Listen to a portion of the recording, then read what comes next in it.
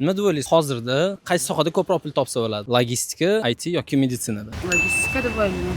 ITda bo'lsa kerak. Meditsina. Hozirgi logistikada. Manimcha logistika bo'lsa kerak. Va logistika bo'lsa kerak. Hozirgi kunga olib qo'yadigan bo'lsak, Logist odamni qanaqa tasavvur qilasiz? Chiroyliroq-da. Ularga yaxshiroq-da. Og'ir mehnatdan ko'ra. Ofisiga boradi, kompyuterini yoqadi, bitta kofeni damlaydi. Bizaniki sal qiyinroq-da. Ular logistikada, ITda yengilroq-da. Hayoti ham o'shanga yarashadi. Nima deysiz? Pul topishingizga yarasha bu yoqda nima qilib kiyimida ham shunday.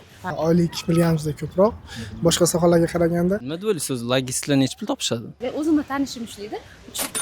200 shunaqa oladi.